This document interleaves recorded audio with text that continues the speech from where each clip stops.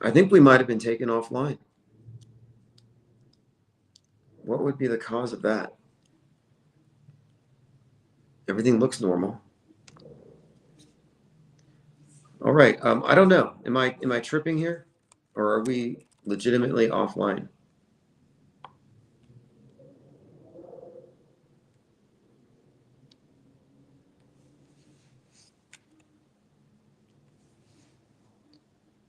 All right, 28 viewers. Yeah, it looks like we're definitely having some issues. Okay, it looks good. Okay, no big deal. Might be my internet connection on my laptop is lagging. Okay, chat is still good. Okay, just double checking. So we're gonna add Kick. I'm trying to get on TikTok, but I have to have a certain number of hours. Odyssey. I don't know if anybody still watches Odyssey or listens on Odyssey, but that's another place where we will also be streaming. And of course, the 24/7 stream is almost there. We're at like 18 hours. And so after this, I turn that on, leave it on, recent replays for the night. Also, other content. We have some content from Armin Ra. We have some other archives that I'll be putting into the feed. And I'm also going to be recording our voice chats. So if you're involved in our voice chats in Discord, a lot of those are going to end up in the 24/7 replay. Going through recent tweets. The conspiracy theorizing around the Charlie Kirk thing has kind of been ongoing. And it's every day.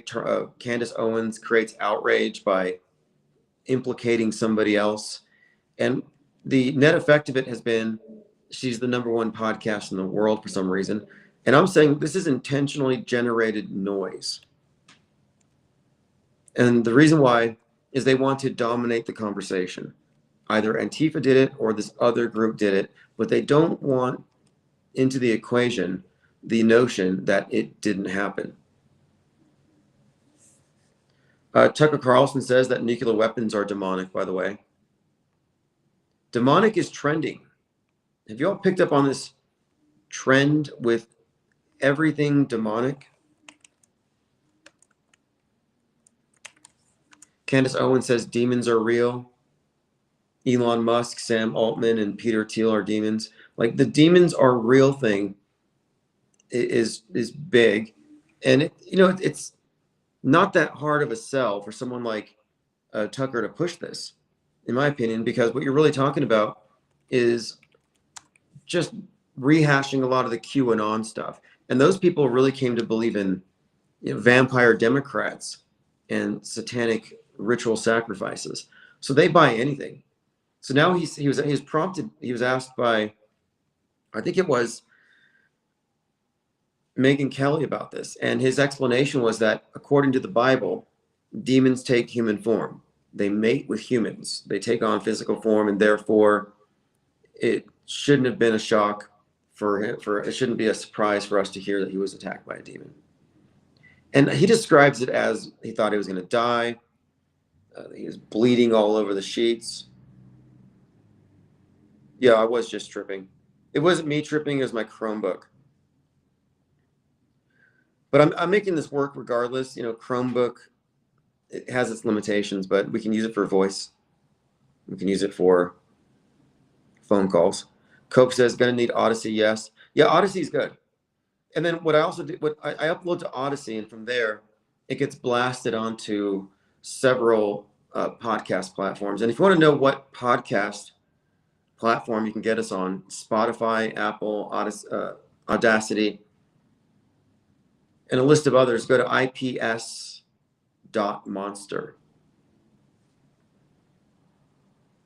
ips.monster has a list of all the different places, and of course the 24/7. So if you want to catch up, I'm going to put the 24/7 streaming up there, but there's also a link to it, and I am updating it. So it's going to be no repeats every 24 hours, and I'm going to be consistently cycling out the older content. So we're almost back to where we should be. We're not quite 24/7 uninterrupted, but it will get there. And what it's doing, though, is it is increasing the number of subscribers and the number of people in Discord, which is the objective.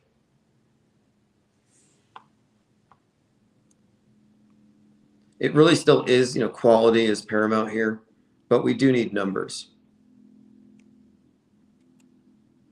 And we're not creating an echo chamber, but we have to keep in mind that not all ideas are equally valid.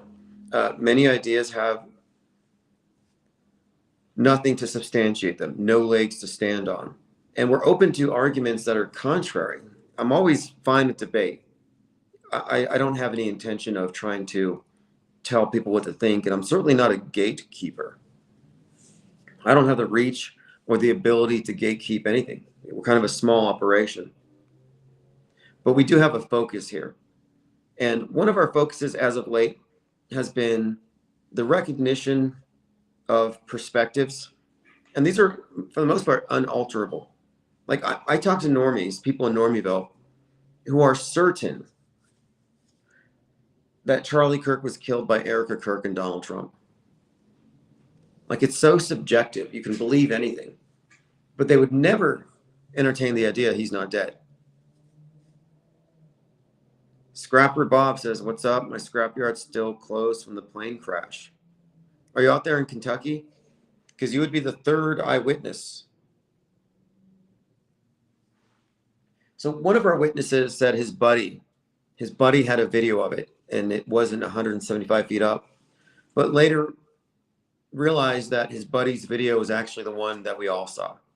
So again, we're right to question people claiming secondhand information, people claiming, I know somebody who knows somebody who saw the event. We're right to question it. One of the other comments that followed that one was somebody said they knew somebody whose coworker's son was 50 feet away from the airplane when it hit the ground. And I said this person was likely confabulating or lying because there's no evidence. And I was rebuffed. I was confronted about that. And this person said that I gave it too much time and attention, and that I could be shown the tweets to prove it. And I'm like, you know what? My take on it is this: Hitchens razor. If somebody makes an extraordinary claim and provides zero evidence, you can just dismiss it. Because I'm not even convinced that there would have been anybody in the area. Because, of course, we're talking about a closed movie set. So immediately I just disregarded that. And I haven't received any emails. And no one in the news have interviewed anybody that was 50 feet away from it. But it is an interesting phenomenon, and it's not new. Of people, like I used to have people saying, my relative died in 9/11. And every time I would say, what's their name? And they would draw a blank. I don't want to tell you. Well, don't you want their memory to live on? Give me the initials. They'd give me the initials. So I'd look it up on the database, and it's not there.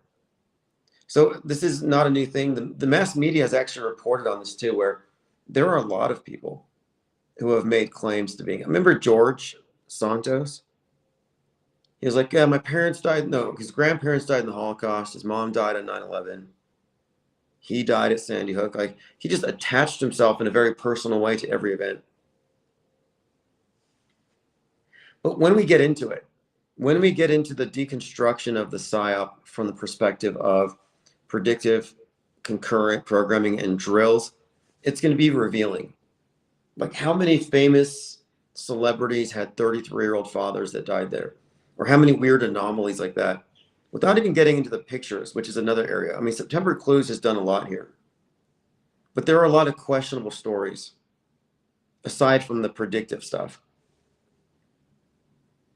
One of the more interesting examples to me is Collateral Damage, which was scheduled to come out in October.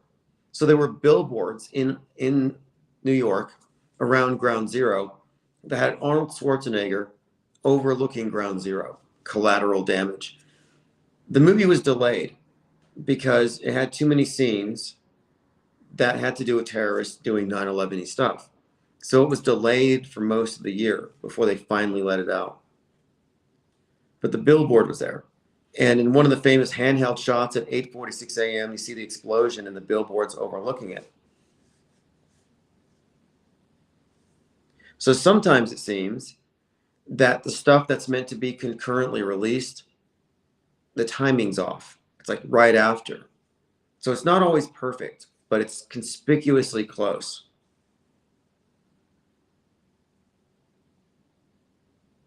Yeah, Bob, if you want to call in, he says, it killed a bunch of scrappers that were unloading scrap. Glad I wasn't there that day. So this is funny because, I mean, funny, just like, it's just a little strange. Because, this is a small group, and yet this major event happens, and we've got 3 people who listen who are like directly attached to it. Like, that's great. Glad I wasn't there that day, says Scrapper Bob. Yeah, we'll take your word for it that Cheney's cremation, his cremation, didn't actually affect you. It could have, though. That burning plane that contained his cadaver. Well, JLB asked about this. So what is the premise here? If that event was fake and it was coordinated with Cheney, then it's safe to say that A, he's not dead, because, of course, you couldn't coordinate his death with such precision, or B, he was already dead. He was on ice. Yeah, if you want to call in, it's 505-510-4226. So you're saying you work at the Kentucky airport where the UPS crash 2976 happened. Maybe you know the guy that was 50 feet away from it. Did you know, were you part of it even, that days before there was a mass casualty disaster preparation drill at that airport involving 150 mass casualty actors? But yeah, call in. Call in if you're a 9/11 survivor, if you went to Sandy Hook, if you got hit by space junk. Like, if any of these world stage psyops personally crossed your path, call in. He says, it wasn't fake as in it didn't happen. However, to me, it looks like they blew it up on purpose, if that makes sense. Well, that's what I'm suggesting. That a lot of the footage could be AI, could be fake. They could have made it during the drills. But when it came to the actual explosion and the smoke that was recorded, the most likely thing to me is pyrotechnics. Does it mean they flew a dummy plane? Not necessarily. Because you could have the plane flight totally fake. The explosion, easily real. Just like with East Palestine, Ohio. Did they really derail a train? Probably not. Did they have a big mushroom cloud of smoke? Yes. Pyrotechnics. So I don't think they really flew a plane. But do we believe you that you were there, or you were almost there, that you were late to work? How many of these celebrities were like maybe Michael Jackson was one. Then there was, what's his name? Who's the guy from the Orville? Seth Rogen or Seth Green? No, Seth Green. Let me get that name. Well, it's not important now, but there's a whole list. We'll get to these of celebrities who would have died if they had, like Mark Wahlberg. Mark Wahlberger's one. Celebrities who were gonna take flights and who would have died on 9/11, but they overslept. At the last minute, they were. Yeah, Seth MacFarlane. He was almost a 9/11. So you are a 11/4 survivor. Scrapper Bob is a flight 2976 survivor. I'm glad you made it. I'm glad you weren't killed. No, but to be honest, whenever they do these events, my starting point is that these are closed movie sets. Like, there were no collateral damage, unintentionally killed people on 9/11. People say, well, there had to have been some people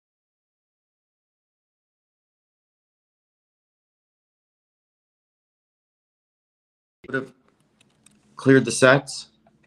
Infinite Plane Radio. Hey, what's up? Is this Scrapper Bob? No, sorry. This is Mike from The Hobbit. Oh, what's up, Mike? Yeah, you were talking about some of these incidents that happen, in the worst stage to call in.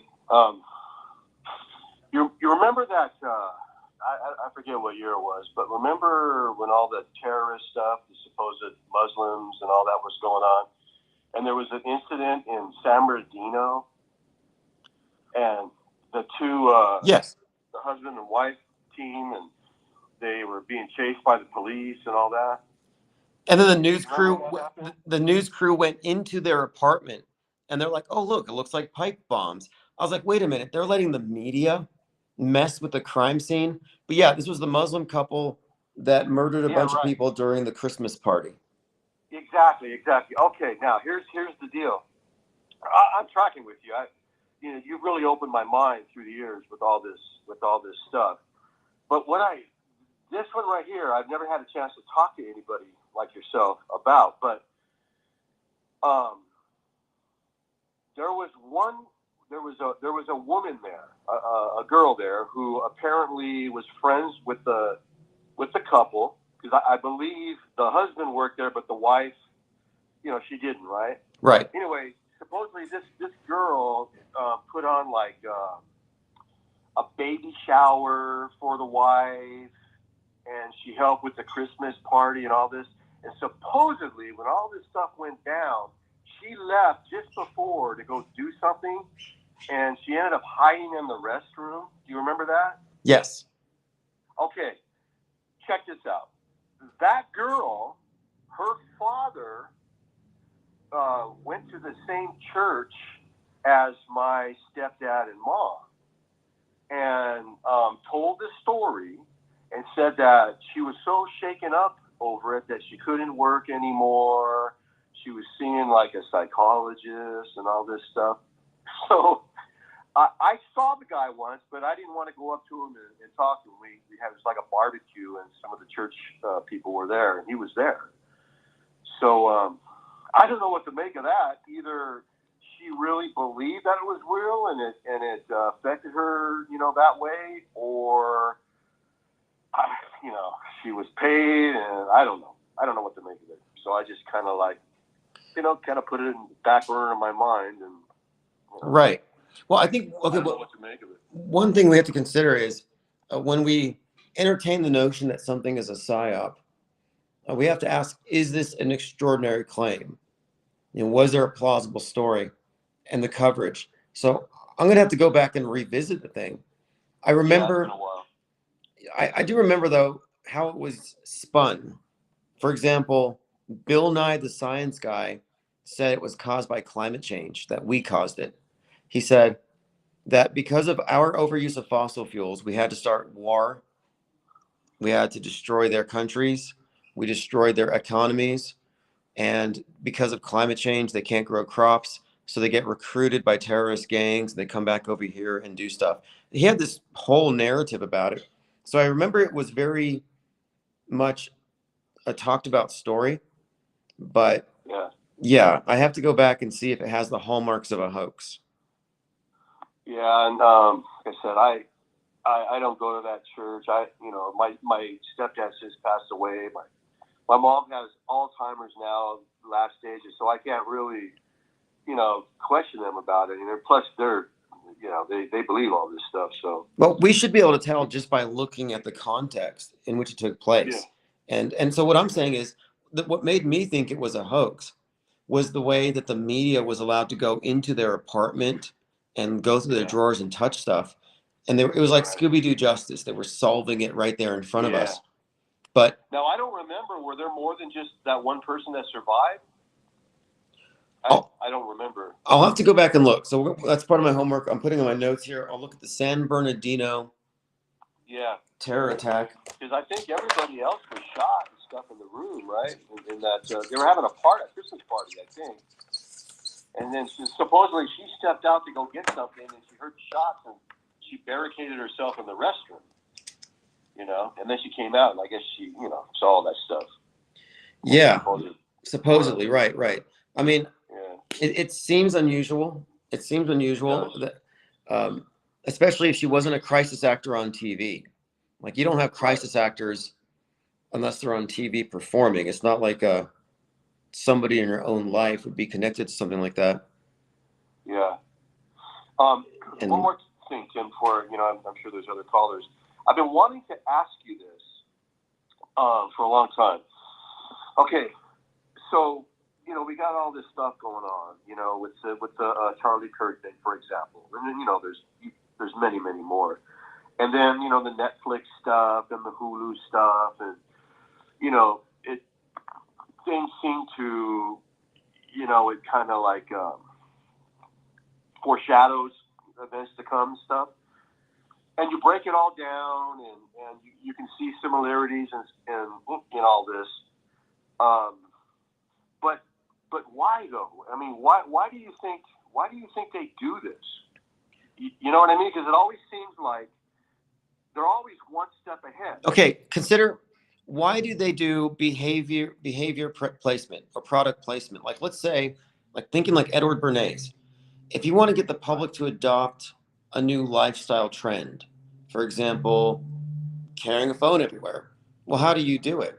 You do it through marketing.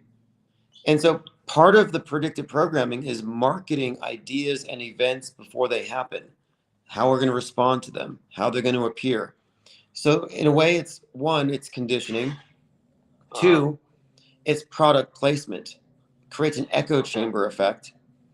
And I think the main part of it is that it's influencing us to accept what is presented on the world stage when they fake it as real and the logical conclusion. We should have expected this.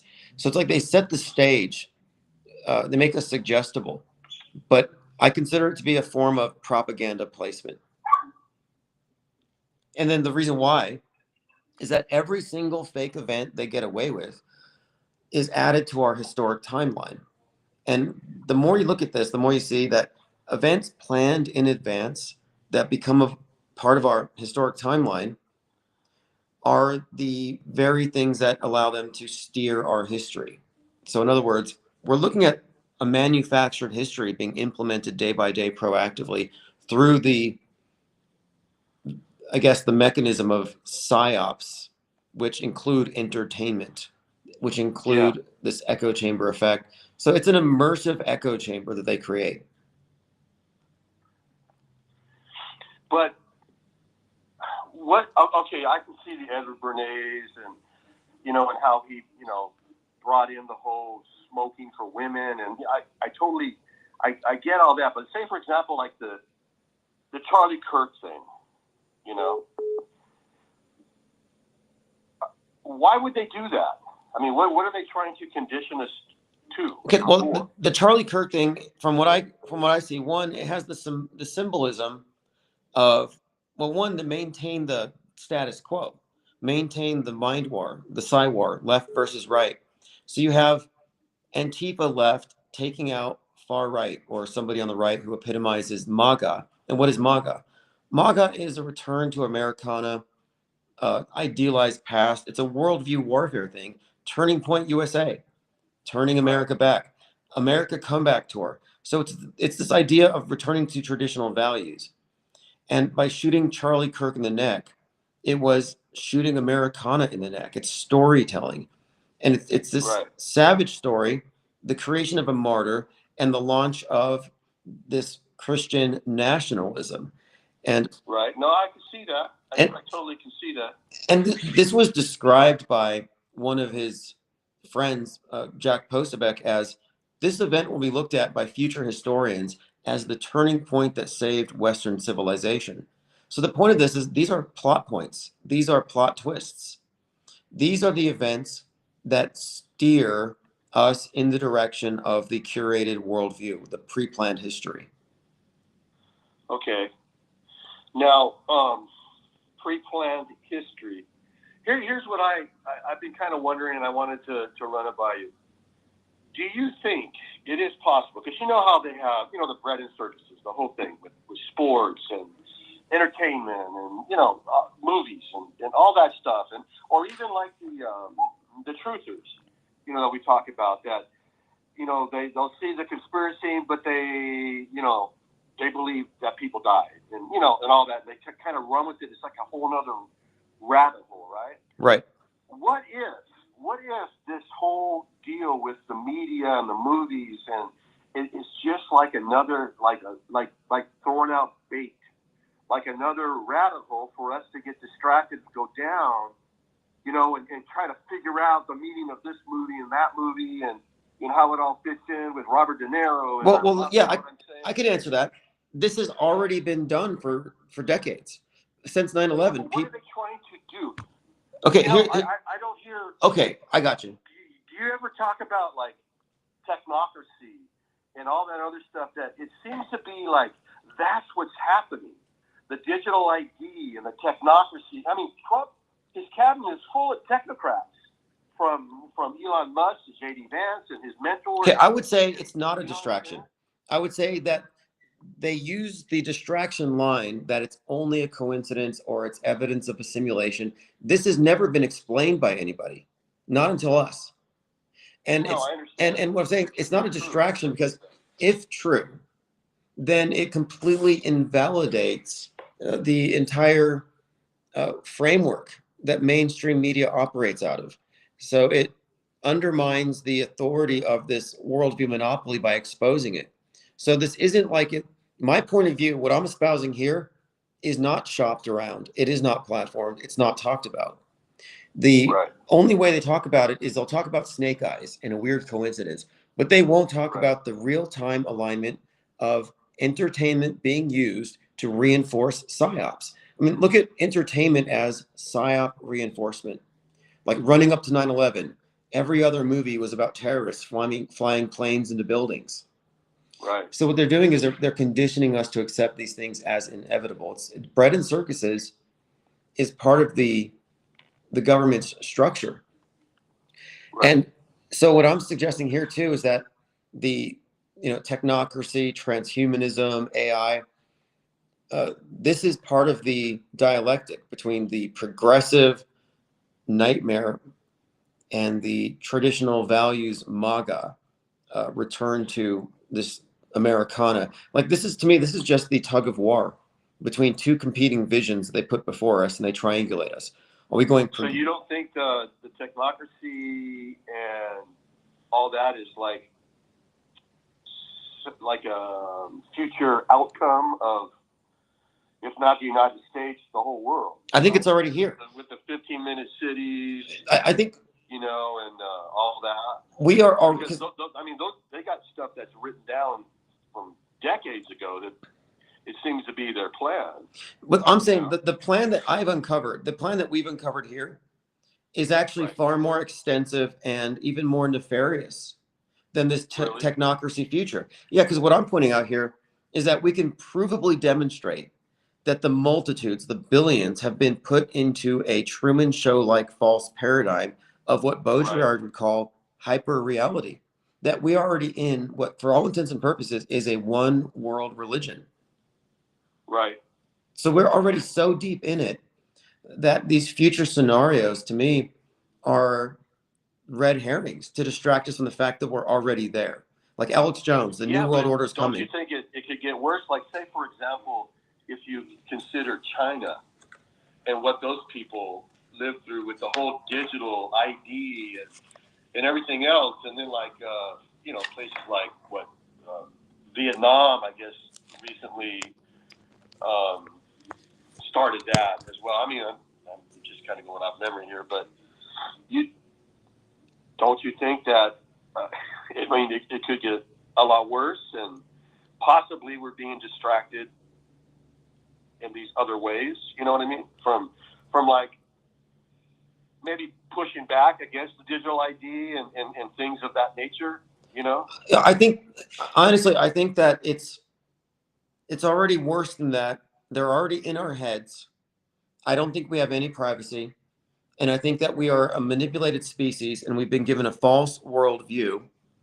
And our false worldview has significant implications for our psychoepistemology. We can no longer tell real and fake from the visuals. Exactly. So the fact that we're already in a global deception that nobody can see, to me, is more pressing than what might happen in the future. Because they're always saying, oh, World War III, nukes. They're always forecasting these terrible things. But if 2020 is the worst they can do, which is really just global psyop, nobody really suffers in any way other than, I guess, the disruption, the inconveniences. But what I'm saying is like, I don't think it has any teeth. I think it's all pure mind war. And I think it's only going to get better in terms of standards of living and lifespans and entertainment. Like I have a very optimistic view about it, even though it's a little warped because we're all deceived. So I'm saying is that the worst that can happen is already happened. We've already been conquered. We live in a big lie world order. Well, I agree there, but I just think I don't know. It just seems like everybody, so many people are deceived. They don't understand or see what you and I are talking about or see. And I think that's the plan with all the distractions and everything. But Or could it get worse? Okay, I do say this. Like I'm not like all black pill, but I will say this: we are I feel like I'm pretty much black pilled. I'm trying not to be. But when I read, are you familiar with Patrick Wood's work with Technocracy? I don't know if it's technocracy.com or something. He just put out a new book, which I just got, and I just started reading it. It's called The Final Betrayal. And he's been covering Technocracy way back into the 70s when it was part of the Trilateral Commission. And it just seems like a lot of these people in our government have been a part of the Trilateral Commission and are like, Elon Musk, his technocrat, his grandfather. I mean, J.D. Vance and Peter Thiel and all these guys, they're like technocrats. And it just seems like they're pushing, their one world type of Christianity, kind of weird, and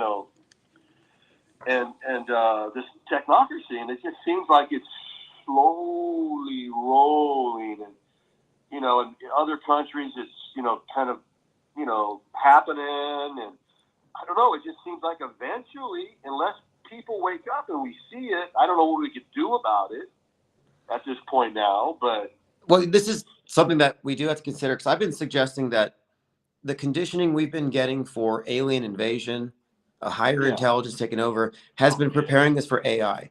So there's got to be a point where the masses are going to submit to a higher intelligence taking over. And it sounds all well and good until you realize that the AI is always going to be curating the worldview the same way media does. In other words, it's not going to tell us about mass manipulation, media fakery, false worldview, and dig into the implications of manipulated history. No, it's going to be a slave to the system, but it's going to be put in charge of us. So I think we're entering into a deeper level of the Truman Show. That's inevitable. I think we're no, that's what. I believe it. Yeah, I know. And is there any way out of it? It seems that way. Honestly, the only way out of it is you have to become a skeptic of the world stage itself. And until you recognize it as a model, you would never even become that. So, no, I think collectively we're doomed, but we already have been. We already were born into this thing. It's just getting more high tech. I know. It's kind of scary. It's incontestable. You think about how even our iPhones are supposedly tracking our refrigerators and all these smart, things that we have. It's just amazing. But it seems like I don't know. Well, okay. The worst case scenario is we're being hit with this new iteration of bread and circuses, and we're being entertained into submission. That's like the worst case scenario. Well, maybe that's the best case. The worst case is we are somehow being conditioned into being something less than human, and we're submitting to some system where, I don't know. I mean, any number of Black Mirror realities could become true. Like you might be onto something with these black pills. I just, anyway, I'll hang up. I know I've been kind of blabbing on here, but I just wanted to talk to you because it just seems like I totally can see, everything that you bring out similarities between the movies and you know, the shows and got, you know, all the number systems and all that stuff, you know, 33 and, you know, 9/11 and, you know, I'm tracking with you and all that, but it just seems like, and I know and I believe that the history has been written in advance, and some of these, you know, big events have already been scripted and people have already been groomed, you know, at probably a young age to fill that role, you know what I mean? But sometimes I just kind of wonder, you know, it's all interesting and you know, listening and tracking with you with all the, you know, the movie stuff and everything, but I just kind of been wondering, you know, could this be like another rabbit hole? No, I'm saying no, it's certainly not. And here's why. It's not just the movies, it's the concurrent drills, but also we have evidence of worldview warfare that is ongoing and successful. This is why we are in this controlled paradigm, because nobody has seen its architecture. We're the only ones pointing it out. And this is provably the only conspiracy, and it's successful. Every other conspiracy theory out there has been debunked, discredited, and proven to be part of the controlled paradigm. So no, this is the only available paradigm shift that can get you mentally off the grid. And we're not just talking about the numbers and similarities. We're talking about propaganda placement that shows that entertainment is a branch of government. And we can name names, we can name directors that are directly involved with the implementation of these psyops that are used to condition people to accept a prefabricated worldview. Like, this is a huge scandal. This is not a distraction. Anything that's based on fear, conjecture, or worst case scenarios is the distraction. I'm not in a place of fear. I'm very optimistic about it. Yeah. Well, no, I agree with you. But I'm saying this, though. You know, like, we are already in a dark age, in the sense that we can't tell real from fake anymore. And obviously it has some black pill kind of vibe to it, but it was already this way. It's just going through a new iteration. Yeah. Well, maybe that's what it is. But it just seemed like with 9/11, their plan was to get into the Middle East. They wanted, you know, all the public to back them up. You know, the whole crazy Boston bombing thing, you know, again, with the whole Muslim thing. And there was reasons for that. But with this right here, I'm just trying to understand, okay, so where are they going with this, you know? Anyway, I'll let you go. I'm just trying to... Yeah, I appreciate the call. I appreciate the... kind of a sounding board. I'm trying to... Yeah. You know, I'm trying to figure all this stuff out. You know? No, these are valid questions, and thank you for calling. I feel like I'm like an alien or something in this world, because I think so differently now than the normie people. I mean, even the so-called truthers, sometimes they just think I'm crazy. You know, this. You know. Yeah, I get it. The truthers think that we're tinfoil hatters now because we've gone outside of their boundaries, and we're continuing to press on out in these unexplored areas, the known unknowns, because there is more beyond Trutherville. Yeah, and there was a time where you know, I kind of evolved with this whole thing. You know, the whole, you know, COVID and just all that madness that went on. And you know, by the way, I bought one of those masks that you have, the orange mask that says 666. Oh, that's funny. But the mask of the beast. Yeah, right. Anyway, you know, I jumped on the Israel bandwagon. Yeah, and then, you know, I was the whole Gaza thing, and then I started realizing, well, wait a minute, man. I think could it be possible that they're working together? I mean, I don't, like you said, I don't know what's real anymore. You know, the whole rubber babies and all this propaganda coming from, you know, Gaza and all this. You kind of wonder, okay, and a lot of the truther people that I know they're just right, you know, still there, anti-Israel and all that. It's the theater of Psywar. And what they have done is they've used emotional appeals and marketing tactics to get people to take sides in the political horseshoe at these various extremes. And if you take one issue, there's clusters of beliefs attached to it, and you get caught up in the mind war. And what I'm trying to do is create an alternative to this marching lockstep with the controlled opposition. Right. So, hey, thanks for the call. Great call. Great Yeah, questions. all right. And Thank people you. will probably Hey, next comment. one, too. Yeah, we'll follow up on this. Thank you. Yeah, okay, take care. Bye. And Scrapper Bob, you can text the messages to the same number, 505-510-4226. So that's a valid question. Is this a distraction? Looking at movies, like we're looking at the nuance of movies and the programming. Meanwhile, they're bringing in this big agenda, the transhumanist agenda. Like we're being blindsided. AI is taking over. We're entering into a dystopia. They're cutting off food stamps. Like it looks very dark. And then here we are. Hey, did you see the new Netflix movie? Yeah, it kind of matched this Crown Jewels thing and the protests and Newsom's meme. So it almost seems like we're looking at very flippant aspects of it when the real doomy stuff is occurring. And after 2020, I let go of the idea that they're even capable of bringing real doom.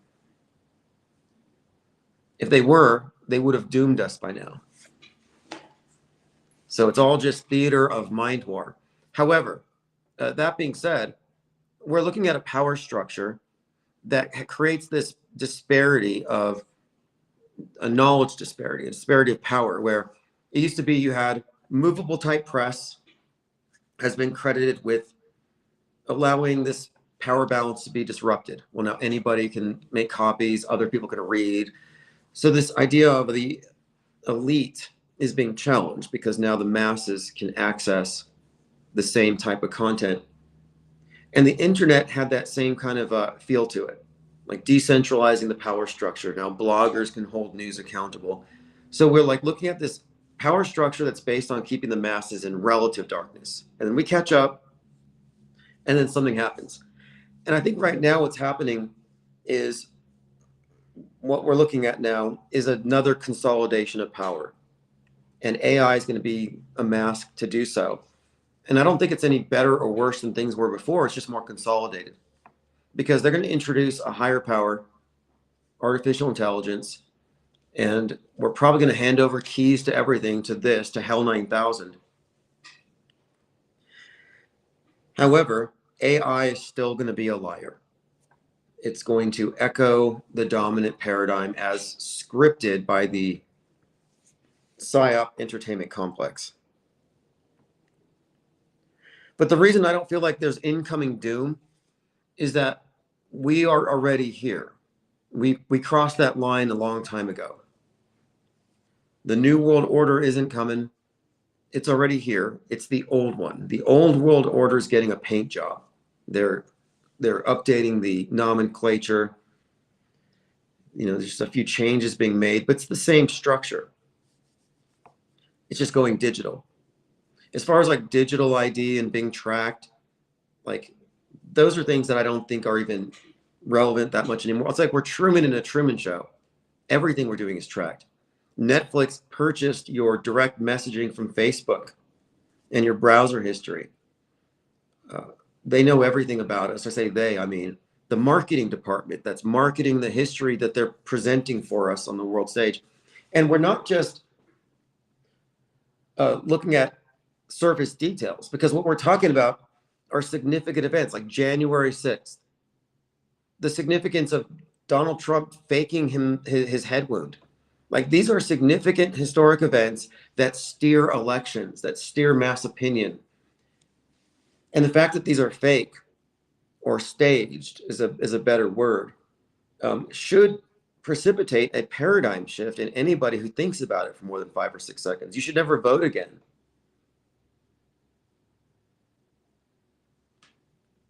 Truman B3000 says government wants people tired of Republicans and Democrats, so they embrace AI governance. I thought about this. I thought that perhaps the reason why Trump is making a very conspicuous display of this lavish lifestyle that they're living, the gold-plated sinks, the carpeted bathrooms with the remodeling of the White House. Meanwhile, 42 million people are going to be denied Thanksgiving turkey because of EBT cuts. Like they're creating a perception here. Marie Antoinette, Trump as Marie Antoinette, no kings. All of this connects to this bigger story of Let's make people tired of corruption. And how do you get rid of corruption? Well, you bring in AI. You can't bribe AI. You can't take it to an island and compromise it. So people will say, yeah, let's do it. Swiss says most normies have no concept of doom outside of losing their phones. Yeah. Well, look, I have no fear about the future, no apprehension, not worried about weather weapons, 5G towers, chemtrails, deep states, World War II, or no, World War III, Civil War II, comets that might be aliens, solar flares, nukes hitting Seattle. None of these things increase my heart rate whatsoever. Like nothing triggers me. I'm not worried about troops coming to my house and putting a boot on my face. Like to me, this is the theater of Psywar. And if it's not theater, then where's the real stuff that we're actually worried about? We see manufactured outrage, but it seems like the internet's just become a major steam valve. Like we're probably not going to get another 2020 city burning riot again or spate of riots. Antifa's not going to do that again. They don't need to. The No Kings protests were flops. I mean, I saw the local ones. I saw like 15 people. But why do they even need to anymore? I mean, like I said, the internet has become such a steam valve that we don't need street protests to give people the illusion of having a voice. And maybe that's one of the things to consider here. We have no say in this. Your votes don't matter.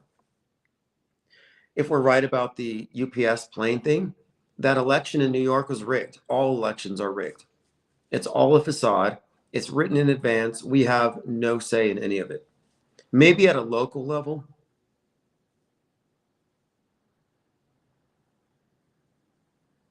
What's happening says they can't be that far ahead of us. They would have already done what they're doing now. It's impossible to calculate 1,000 years ahead because no one knows everything.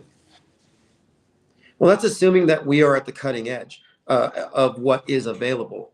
I mean, a good example is the movie The Village, where the elders keep the villagers in this little safe spot in a commune in the middle of the woods, and they're living like it's 18th century. It's kind of idyllic and peaceful, no planes flying overhead. They don't know they're in the 20th century. So they're clearly writing our history in advance. So news becomes history. And these staged events have become history. Look in your history book. Every fake event we have unpacked is going to be given the mainstream reportage in history books. Our history is being written in advance. The question is, how far in advance? Well, on some of these bigger events, indications are 30 years. And if things are being written 30 years in advance, including Butler, Pennsylvania, it means it was preordained Trump was going to be president. That he was going to lose in 2020, and that in 2024, he was going to get the ear piercing.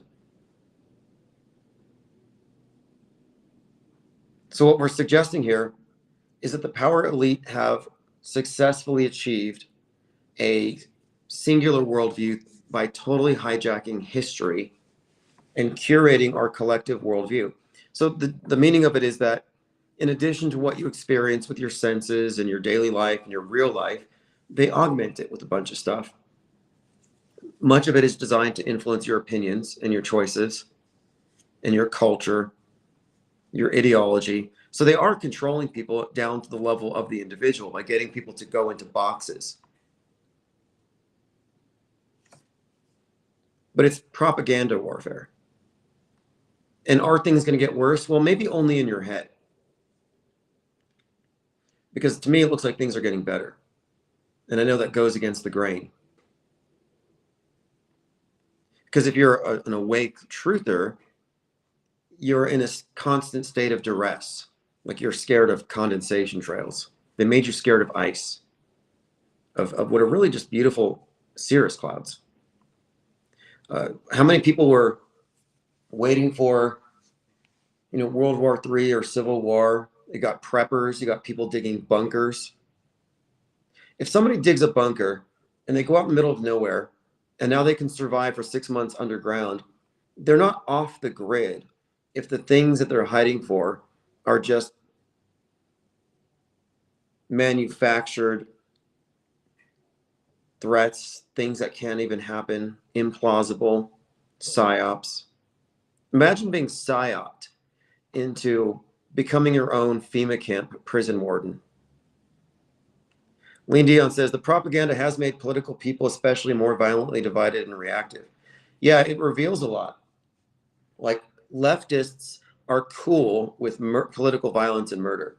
Like it's culturally acceptable if you're on the left to root for political murder or politically motivated murder, where Luigi Mangione is a hero. But then on the far right, someone like Daniel Penny is a hero for strangling a homeless guy who was unarmed on a subway. So it's on both sides. You have this loss of empathy. It's actually kind of mutual. But I think that's part of the program here.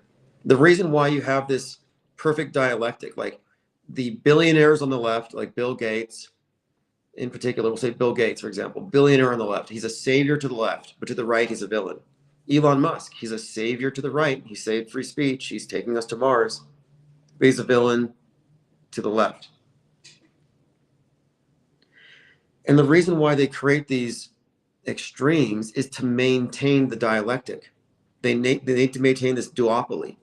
Mainstream and alt-mainstream, closed ecosystem, echo chamber, closed system. They have it on lockdown.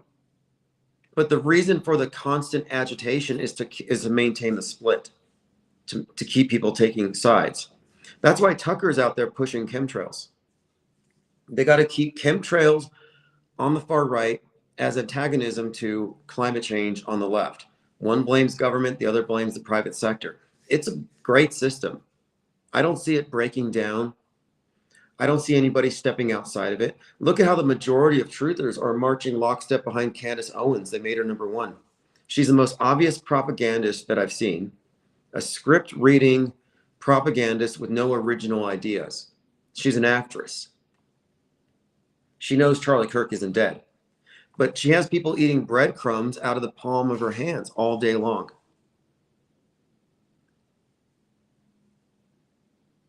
So the reason I'm not doomy about it is that clearly the PSYOP entertainment complex has already won. They've already got this on lockdown. Like we're latecomers to this. It's not something you can stop, not at a collective level. At an individual level, yes, you can opt out, but there was never a platform to opt out before. What we're doing in particular, which has never been done, is one, we've correctly diagnosed what we're seeing.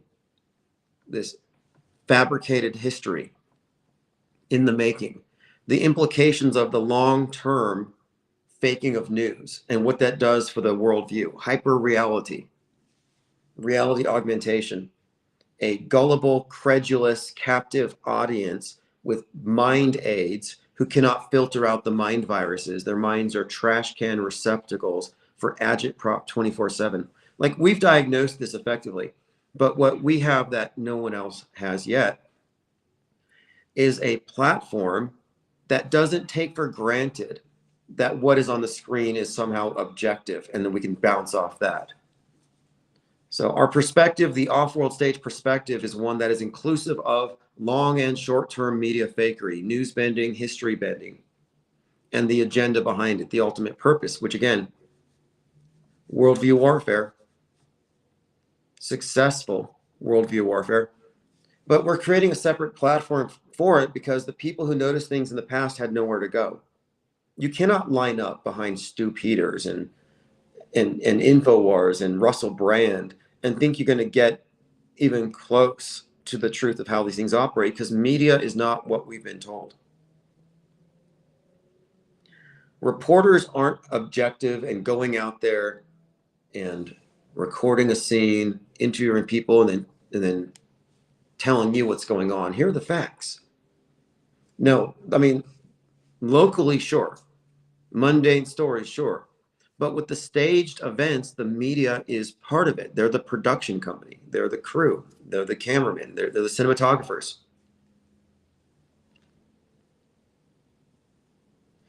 And if you can look at the record of fake news that we've covered just in the last 5 years, you can see the pattern here. The fake news happens, the simulated event happens, the mainstream and the alt debate about it in a very template way. It never goes outside of these bounds. And then it goes into the history books, goes into Wikipedia as the mainstream reports on it. So if you follow back 20 years, 30 years, 40 years, 50 years, you can start to see the bending of history, the long-term effects, the worldview that it put us in, and how it diverges from what we cannot verify, from what we have to subtract from it.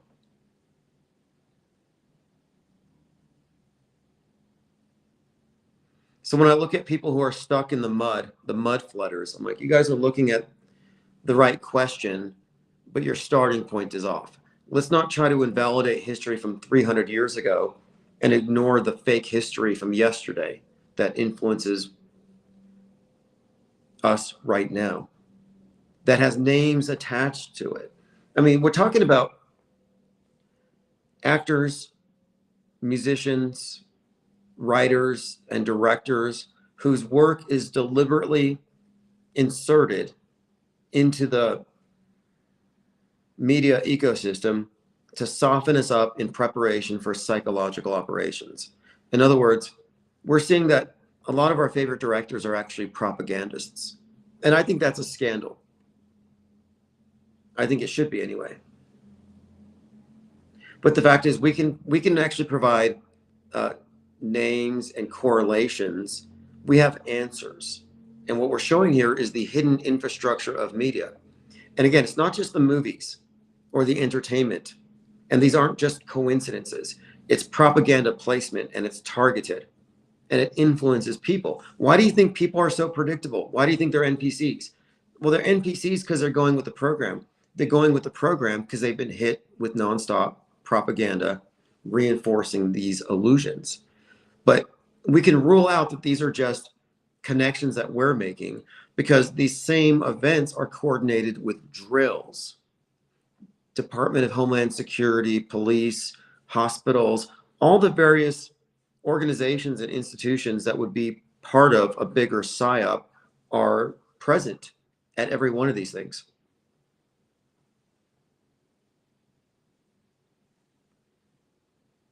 Adamski says, I have an old friend whose husband is a retired policeman. How do I approach the conversation?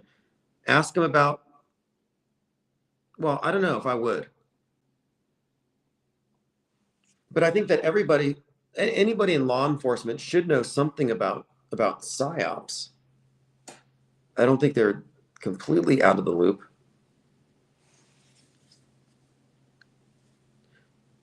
But as far as how do they recruit for these things, that's an interesting question, because everyone, like I actually asked AI, I said, hypothetically, if the Charlie Kirk thing were faked, who would have to know about it? Because that's a valid question. If he was squibbed and not shot, well, then we can rule in unequivocally a number of people who would have to be in the know.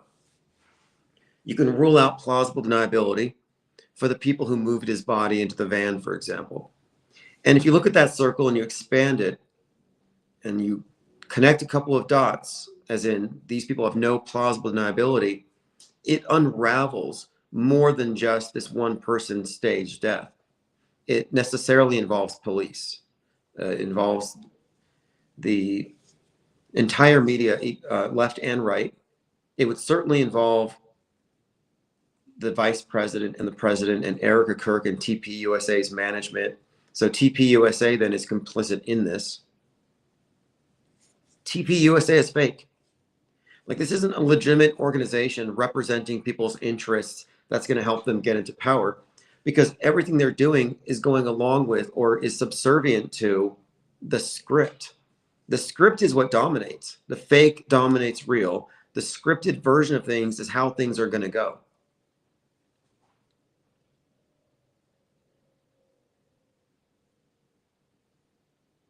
Adamski says, certainly there's compartmentalization within the police force. Exactly. Compartmentalization is a key concept here. So you got the majority of people are programmed. They're going with the program. They don't recognize it as such. They're misinformed. And again, this is provable. Decades of fake news forming your framework for how you interpret everything else. Yeah, you're already in this paradigm. So we already have this program population, but the programmers, we'll say the directors who contribute to the PSYOPs, the people who are part of the PSYOPs, you would call them the programmers. But they're only going to be let in their specific department. They don't, like, for example, if you're part of a group of paramedics who did a mass casualty simulation where they, or you participated in a fake shooting, yeah, sure, you know that, okay, we can do PSYOPs. We are actually influencing the public against guns or whatever your rationale is for doing it. But you wouldn't necessarily know about Butler being fake. You wouldn't necessarily know about fake terror attacks. So there's just no reason to think that any of the programmers are totally in the know. It's got to be compartmentalized to be capable of, I guess, scrutiny or facing scrutiny and not being exposed. Like no one person knows too much. It's like what you'd call security clearances. We live underneath a security clearance society. But our position, and the reason I say deprogrammed, is that we recognize the program for what it is. And the program is the curated worldview, a product of the selective focus of mass media and all of its augmentations, and its utter belief in what came before. It's reinforcement of what came before.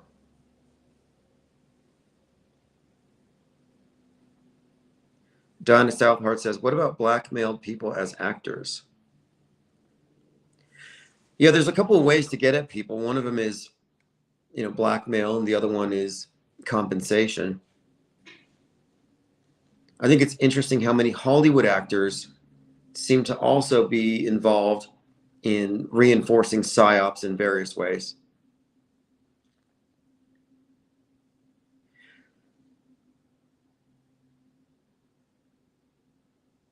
But I'm very much open to the idea here that 30 years is a safe bet with the big psychological operations. But with 9/11, I would even stretch it back a little further.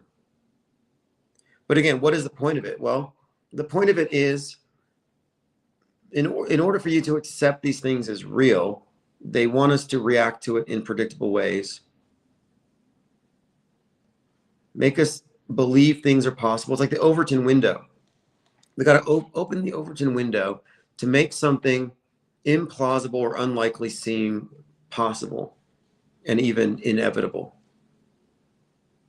And it's undeniable that entertainment is a huge influence, that we are being influenced Edward Bernays-like en masse.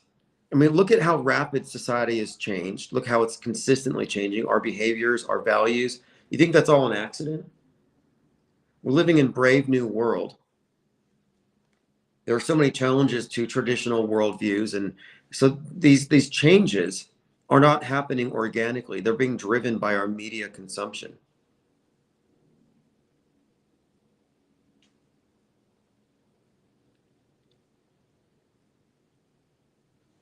And again, I like to point out too that I'm a realist.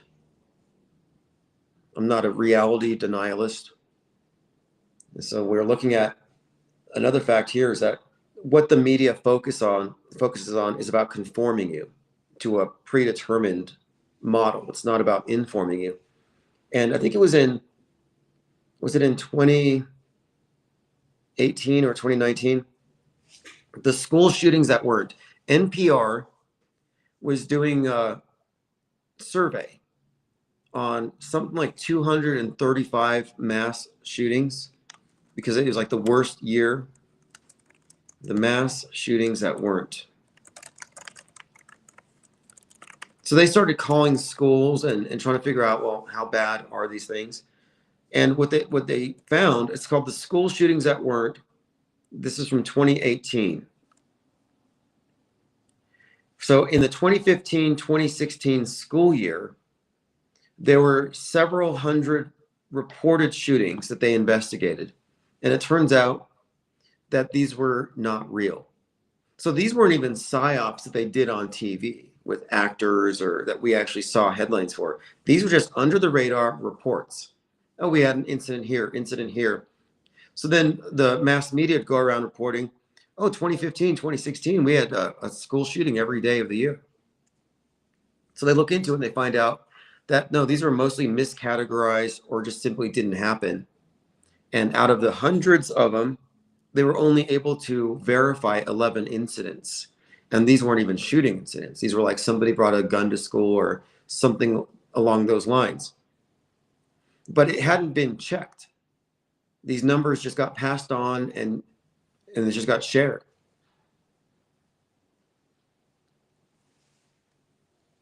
And I was like, wow, the media actually did some journalism and they had to autocorrect. So the NPR accidentally exposed this. But these statistics influence opinions. You know, these headlines like, oh, look, we've had a school shooting every day. It's an epidemic of mass shootings. This actually gets into people's heads and it influences their opinions. But what that whole incident kind of revealed was this massive blind spot where if you passively accept all the reportage without fact testing it or reality testing it, you're going to be put into a bubble. Let's Go says, I love how Tim is allergic to dooming and glooming, no pessimism. The ivory tower perspective is freeing. Yeah, it actually is. And the original concept of skepticism was based upon suspending judgment because apparently rushing to judgment gets you to overreact quite a bit. But that what evolved from this was the recognition that skepticism led to a peace of mind, a quiescence, something you would not attain if you were non-skeptical, if you were reactive. And I'm not reactive. So I'm not doomy, I'm not gloomy, I'm not going to overreact. And even if things get really bad, I'm going to be the one with the level head. The truthers are going to be running for their guns. Alex Jones is going to be hunting his neighbors for their meat. They're the first ones to lose their crap, running to their bunkers, panicking about potential blackouts. And if they can get you to panic or live in a state of constant stress and fear, then you're conquered, in my view. The fact that we don't care or we're detached means the mind war isn't working on us. It's like Mystery Science Theater 3000. We're throwing popcorn at the screen when we're a captive audience being forced to watch bad science fiction intended to drive us crazy. That's what the show's about. Mystery Science Theater 3000. The bad science fiction is supposed to make them lose their minds, but they retain their sanity by laughing at it, by scoffing.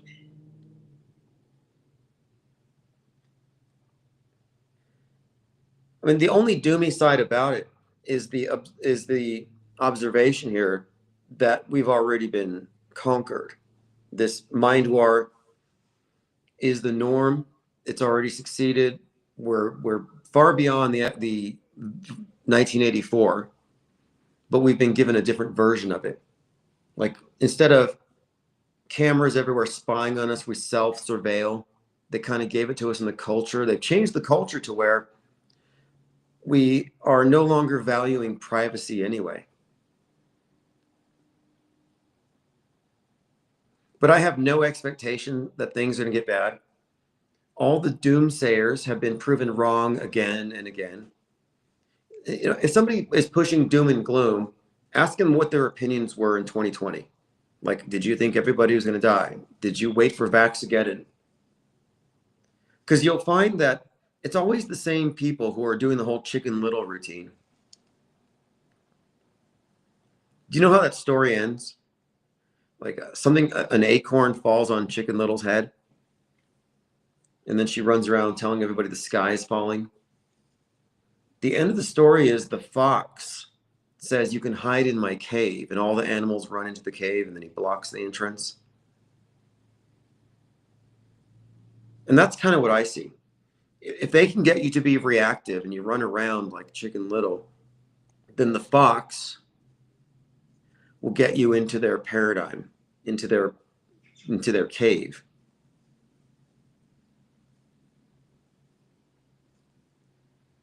Let's Go says, "You were born into it. No need to attempt to change things. Just evolve with the flow."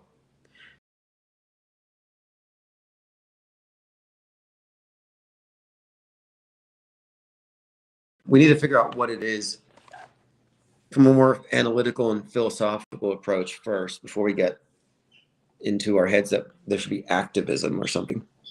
Infinite Plane Radio. Hey, Tim, it's Leo Pirate. Hey, what's up, Leo Pirate?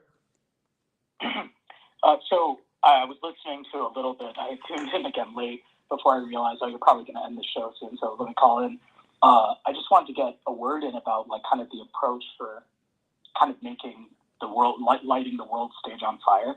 And I think a big thing is attacking the idea or the concept of fake news, and how Donald Trump, co-opted that term, where people think it means media bias. Because that's something a lot of people have trouble getting hurt. Like, that's a hurdle they can't get over. Because I say, you uncritically take the screen as objective, and they say, no, I don't. I question the media. And I'm like, no, I'm not talking about questioning the political slant or the spin. I mean, some of these events have crisis actors and directors, green screen, special effects, squids. If we could get that idea out, do you think that would help? I've given up on the people who haven't already figured it out. I think at this point, the only people that are reachable are those who have self-deprogrammed 80% of the way. Like, if they're at the point where they're already, I guess, arriving at the idea that Charlie Kirk is not dead, if they can arrive there on their own, if they've moved past Candace Owens and her rabbit trails, then we can reach them. But anybody who's still on the world stage, who are still part of it and going with the program, I don't think you can help them, because their perspective will actually limit their ability to process what you're saying. I don't think it makes any sense at this point to reach out. I think we need to focus on the early adopters of the off-world stage perspective. Only the early adopters. If we have to drag somebody there, we don't want them. We want the people who've already figured it out, so that we can draw a greater distinction between those who are lingering behind, clinging to guardrails, drinking the Kool-Aid in Alex Jonestown. I say, let them dig themselves in deeper while we separate and build this separate entity. Okay. No, I've heard you mention that, like, you're not interested in kind of like reaching people who haven't already come to a certain level of critical analysis of media on their own. And I agree with that. Those are the only people I talk to. I certainly don't talk about this kind of stuff, like, openly. It's just, I just had a rather disappointing conversation with, a friend of mine who also had previously told me that he began to question the moon landing. And it was around the time of Fly Me to the Moon and like the kind of mainstream perspective where people started like, yeah, the moon landing might be fake. And when I told him, I was like suggesting that perhaps, the Charlie Kirk thing was like a bad horror movie with like a squid. He just couldn't, you know what I mean? He couldn't comprehend that. He was like, what do you mean? Yeah, they can't. There was so many. They got Westworld syndrome. If it's not part of their simulation, they'll say, that doesn't look like anything to me. And some of them are belligerent, and they have they're Plato cave dwellers, where they actually resent you trying to, quote, wake them up. But my point of it here isn't just to leave them in the dark, but to only reach those who are already early adopters, striving, who can grasp the off-world stage perspective. Once we've established this as a separate, self-aware demographic, then you'll see that a lot of these people who would be slow to adopt it, then they'll look. A lot of people just won't even look this way until they see numbers, and that's just because A lot of people are really, I guess, attached to the idea of being part of a consensus. Sure. Yeah. No, that makes sense, and it feels a lot more comforting if you have like a community or a group, and you've kind of established that with the think tank for sure. And I'm sorry I haven't actually really like contributed enough to, because I do actually want to get an art piece from you someday in a book. Just because I can be like, I was one of the OG kind of people, when that isn't the case at all. You've been around way longer since I joined the think tank. But I would say the perspective provided here isn't just, pointing out the mechanics of fakery.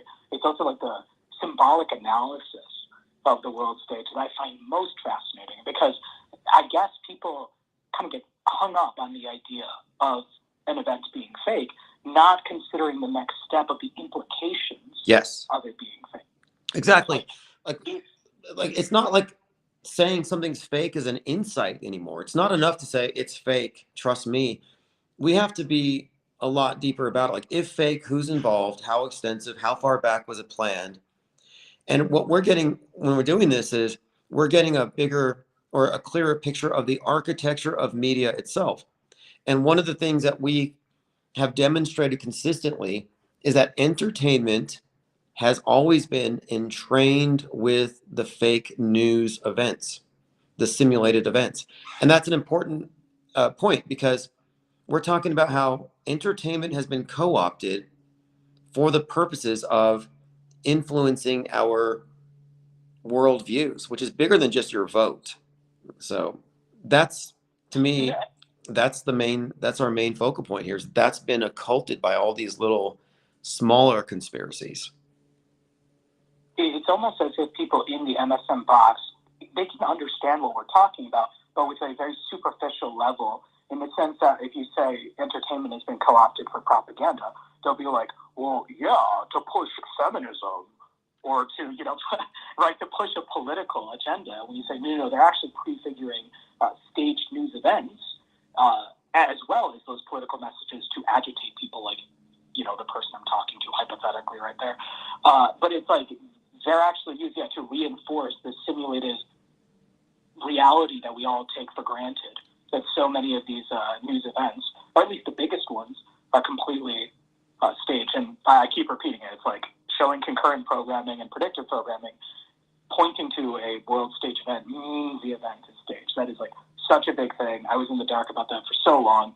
I remember years ago when Richie from Boston, he had pointed out the white noise connection, how Netflix had that white noise film, which had a East Palestine, Ohio train derailment, and then right afterward, there was, a real train derailment in East Palestine, Ohio. But he didn't have the level of analysis that's here at the think tank. Instead, he was like, don't you think that's weird? Look at this. Netflix is showing us stuff they're going to do, right? He didn't explain the symbolic. He didn't explain the symbolic aspect of that. That means it is fake. And it had the same, extras? Had the same extras. And also the name East Palestine was correlated with the conflict in the Middle East. Like, that level of analysis wasn't there. Instead, it was like, don't you think this is weird? Look at this, right? Yeah, and at this point, we can also say this. The occurrence of Netflix or otherwise mainstream entertainment mirroring a suspected fake event is yet another indicator that it is fake, because real life does not imitate Netflix. Fake events simulate Netflix or imitate Netflix. Exactly. And I think that's what people need to understand. It's like, we're not saying that these are like with the spellcasters or wizards. It means that the news event is pulling inspiration from the art, from the Netflix. But if we have the history bending or news bending perspective, technically both of them, from way in advance, are pulling from the meta script.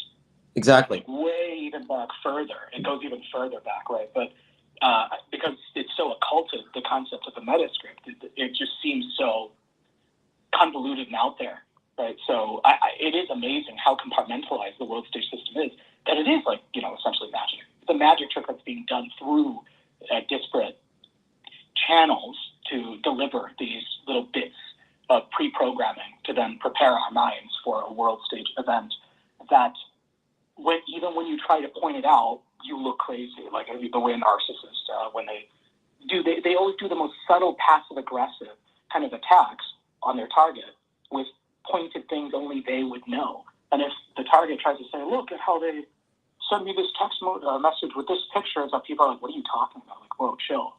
And so that's how it can be if we don't have a very calm and, you know, nuanced perspective showing the overall connection of the world stage. Well, what I plan to do here, what I'm working on here is explaining the model here. And this is why people don't get it. They don't have a framework to make sense of it. So there's just some key points that have to be conveyed. One of them being simulated events happen because media is a liar. These events are not only unchallenged, but they accumulate.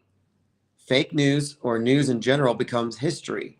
So if you look at the cumulative effect of psyops in our fake news, these effects aren't merely just the 24-hour news cycle in which they take place, but that these are taking place or these are occurring on a timeline, and they're all interconnected.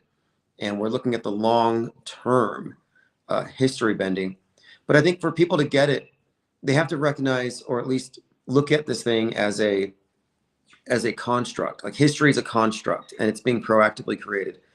But I think it's going to require some good visuals, some good infographics to explain how this works, so that we don't, quote, sound crazy. Because the fact of it is, the mainstream perspective is crazy. It is, in fact, superstitious. It's in a state of hyper reality. The consumers of media, mainstream consumers, can't tell real from fake. They don't know psyops happen, so they're credulous and gullible and naive, and they're misinformed.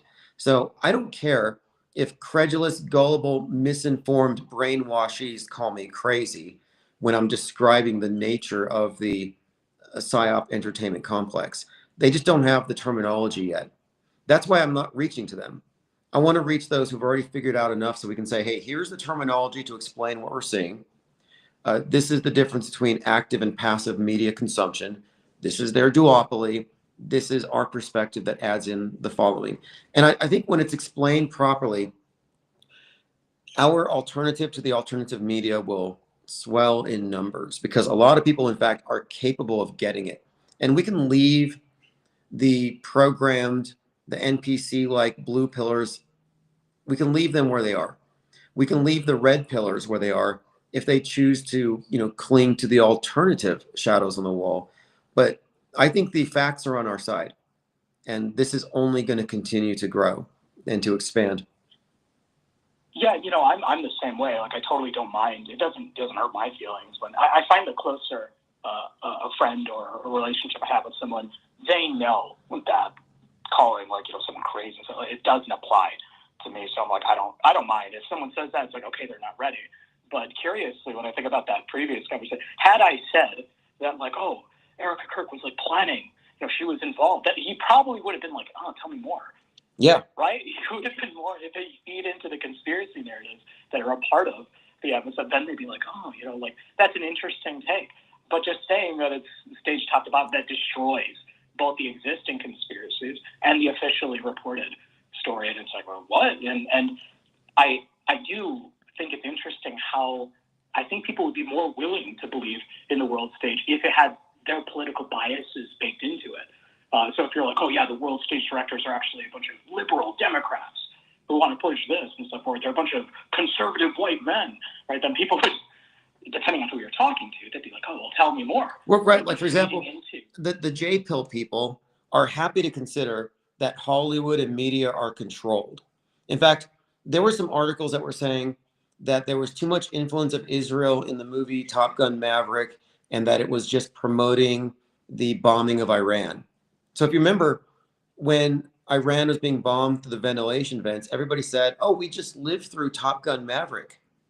And then someone looked at the producers of Maverick, and they were suggesting that this was the influence of Hollywood serving the military-industrial complex. So they noticed the connection between, so here's another reason for predictive programming, gaining public support for things like what we saw with these bombings in Iran, using a Top Gun, Tom Cruise action movie. But their conclusion was wrong, but they were right in noticing the correlation. But their conclusion was Israel has too much influence over media. Well, they're looking too small because this is not an anomaly. That's another thing too. These aren't anomalies. The major world events with major Hollywood productions reinforcing them, this is standard operating procedure. The fakery is systemic. Yeah, and the shibboleth of like, oh, you know, the Israel runs our government and Hollywood. I think that these lies serve a functional purpose, kind of like with Mirage Men. It was like the creation of the alien narrative served a functional purpose to occult or obscure Air Force research. And people who were looking into that, they could keep tabs on people like that. And with the idea of Israel, this is why I had such a curiosity with Mormonism, because it's the oldest form of Christian Zionism I can find, really. Oh, interesting. Since the 1800s. It really is, yeah, really, because what it was is, and also the Jehovah's Witnesses as well, with Charles Taze Russell. He was like late 1800s. Both the Mormons and the Jehovah's Witnesses, it was like the late 1800s, they had this sudden fixation on the political state of Israel, which did not exist yet, mind you, still owned by Britain. Palestine was still owned by Britain, but it's like what's amazing is when studying the history of Christianity in America, no one in like the Americas, the Christians who fled to the New England area of America, they didn't have any weird, peculiar fixation on the Jewish people. But this question on the Holy Land is an ancient, I would say, distraction that has been built into all forms of, Catholicism as well, right? The Crusades, right? The Crusades going all the way back then. It's just like, why are people so obsessed with this little strip of land? And it's very interesting to see how, with the Balfour Declaration later, we have a religion, an all-American form of Christianity called Mormonism that predates the Balfour Declaration by something like 70 years, and is basically saying in their stated prophecy, their articles of faith, that they need to reestablish Jerusalem in the Middle East and establish the New Jerusalem in the United States, with the 10 lost tribes of Israel being in America and the Jews being in Jerusalem. And in Doctrine and Covenants 77, I forgot the exact number, they already talk about the establishment of the political state of Israel and Jerusalem being rebuilt. And that was written in 1832. So Mormons themselves use that as a prophecy. They say, you see, look. Okay, look that's fascinating. So you're that's what I'm looking at here. So we're talking about the power they have by influencing news the way they do, and therefore history. It's quite literally the power to direct history, to control time. And how long has this power been exercised? How centralized has it been this entire time? Like, these are valid questions, but it's not new. And when I look at the concepts of even like the New Age, if you look at the idea of, I guess, like the precession of the equinoxes, you can look at this idea that maybe these things are planned in broad strokes over centuries, and then over decades, they fine tune it, but that we may be looking at long-term engineering of history, and this process may have begun a long time ago, and we might be living through a continuation of it and a consolidation of it. Right, how they write out, we talk about history bending, tens or decades or years in advance. Who if it was like aeons, hundreds, or even 1,000 years in advance, which is, depending how far we want to take it. And it's totally possible, right, what they do with aeons, right? And, I mean, the reason why I study these forms of American, different forms of American Christianity is not to, say, oh, look at how wrong they are. Similar to how while you study the media, you don't go, look how fake these news stories are. You're looking for the functional purpose of it. And in the same way, how when you parse a lot of the popular media and talking heads and stuff, you can almost divine what will be the next twist or plot event on the world stage. I've been studying the eschatologies of American Christians, and that's what I find so fascinating, that all of them converge on the political state of Israel. And aside from it being, completely biblically incorrect, I'm interested how the Jehovah's Witnesses, they believe that only 144,000 people are going to heaven before the second coming of Christ. Well, that fits in with the evangelical view of a pre-tribulation rapture that, left behind. Have you heard that idea of like people with their clothes left? And Yeah. like, oh, what is this? Yeah, that's not biblical, but it's a very common idea. And what I was thinking is that could very well be faked with our media, right? One day on social media. Right? Oh yeah, it People could be feel like, faked. And that has a parallel in the science fiction version with the whole aliens and the tractor beam. The symbol of the Space Needle actually represents this. The idea of a science fiction wow, rapture. So it could be false. Right. So they could, the same phenomenon, there'd be like a bunch of mobile videos of people recording in their neighborhood or in the city or whatever. Look at all these quotes here. What happened to these people? And the Jehovah's Witnesses, evangelicals will say it's the rapture. And then science-based people will say it's an alien invade or like they were abducted by aliens. So it provides multiple facets for a faked event. Oh yeah, and the conspiracy theorists, like the Tucker Carlson type listeners, will say that no, these are demons, or it was a nefarious government project, and these people are having their adrenochrome sucked. So like they can definitely pull it off, and then there's gonna be different interpretations depending on where you are in the political horseshoe. This big harvest of our adrenochrome, our souls. Yeah, I think the rapture has a counterpart with science fiction. Like I've been saying that aliens are a construct for the atheists to accept angels and angel-like scenarios. These are analogies, but these are created for the progressive paradigm to correspond to what the more traditional views have. Yeah, and that's like real, syncretism with the religion of scientism and the false forms of Christianity. That's like, that's like a perfect merging of scientism and false Christianity. And Mormonism has it front and center with this Nasatology. I think I've already talked about how their view of the celestial kingdoms and how Earth, every single planet has their own Jesus in Mormonism, and that when you ascend to godhood, you become your own father and have your own planet with spirit babies, and you have your own Jesus, and have a story of redemption for each. Very fractal, but very Gnostic in a way. But the curious thing about the obsession with Israel is I think that Mormonism is plain as bread. They're so boring, right? They're very middle of the road.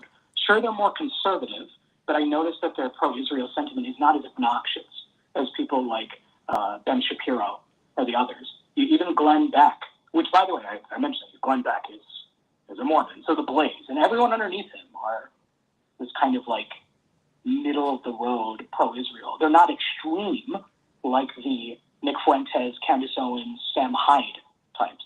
They're not vehemently anti-Israel. They're kind of just middle of the road.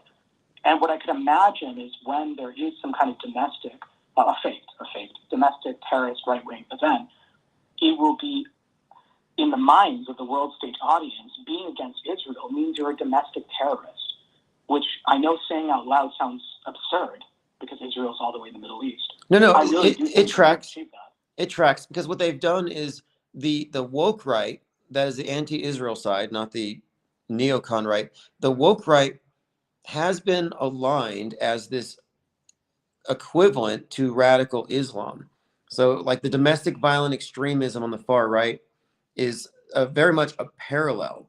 It's like the incel is like the suicide bomber. Their perspectives, their views on feminism, on Hollywood, on Israel, it all tracks with what has been attributed to radical Islamic views on the West, on Hollywood, on these values, Western women, etc., where it's a pretty one-for-one comparison. And I've compared the QAnon also ties into it as well, because the deep state is just a euphemistic way of saying Israel. So when you look at it, yeah, they have set the stage. Like, okay, so the white nationalist paramilitary group that's around training right now is called the Base. And you know what Al Qaeda means? Al Qaeda means the base. The base, yeah. That when you pointed that out, that's when it was like, okay, I've been definitely searching up the right track with that, because that is amazing. The parallel, it's almost like they're creating a domestic version of Islamic extremism in the minds of people. And the MAGA ban, or vanilla ISIS, white Al Qaeda, it's all there.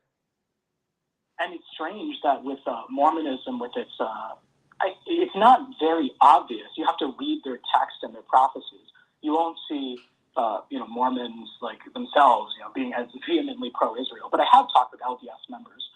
And by the way, for everyone who's listening, LDS means Latter-day Saints, which means Mormons. I should stop saying Mormon because they don't call themselves Mormon. That's a key thing. The past living prophet, President Nelson, he made a deliberate move for the entire church hierarchy to stop using the term Mormon, to call themselves Latter-day Saints. What does the word Mormon come from? Is it a reference to the angel Moroni? So Moroni is the son of a man whose name is Mormon, and his name comes from the River Mormon, which is where they first baptized people in Zarahemla, which is North America. Zarahemla is like the North American continent where they came, and it was where they first did baptisms at the River Mormon, but also the name of a character. And what's interesting about Mormon, that he was a commanding general, he ripped off a piece of his battle garment and made a flag, and he called it Liberty, and offered up a prayer to bless this land. Like America, to the LDS Church, is a holy land. North America is a holy, God-chosen land.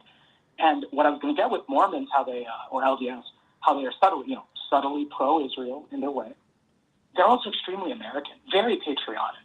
They are the most, if you've ever seen the Mormon Tabernacle Choir singing America the Beautiful, it makes even my heart swell. I'm like, whoa. Okay, Glenn Beck said that our founding documents were holy scriptures touched by the finger of God. And then you mentioned America the Beautiful in the Mormon choir. In Francis Ford Coppola's movie, Megalopolis, there's that scene during Saturnalia where Elvis is wrapped in an American flag singing America the Beautiful. It's hilarious when you look at the implications of it. And better, I can one up that. Both Ronald Reagan and Donald Trump, for the first term, had the Mormon Tabernacle Choir perform at their inauguration. Very interesting.